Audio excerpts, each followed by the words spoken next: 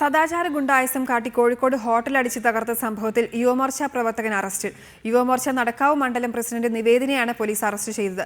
യുവമോർച്ചയുടെ നടപടി party അംഗീകരിക്കുന്നില്ലെന്ന് V Muraleedharan റിപ്പോർട്ടറോട് പറഞ്ഞു.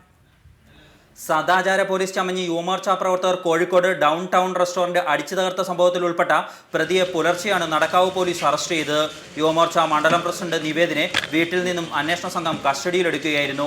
യുവമോർച്ച സംസ്ഥാന general secretary KP Prakash Babu, സംസ്ഥാന സമിതി അംഗം പ്രശോക് കോട്ടൂളി, ജില്ലാ വൈസ് പ്രസിഡന്റ് പ്രബീഷ് മാറാട് എന്നിവരും അക്രമി സംഘത്തിലുണ്ടായിരുന്നതായി അന്വേഷണ സംഘം കണ്ടെത്തി. 13 പേർക്കെതിരെയാണ് കേസ് രജിസ്റ്റർ ചെയ്തിരിക്കുന്നത്. പ്രതികളെ പിടികൂടാനായി നടക്കാവ് CI മൂസ വള്ളിക്കാടിന്റെ നേതൃത്വത്തിൽ പ്രത്യേക അന്വേഷണ സ്ക്വാഡിന് രൂപം നൽകി.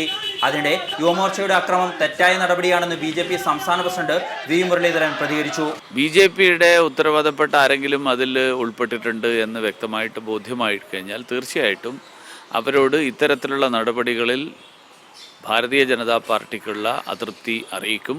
KR Saju, reporter, Kozhikode.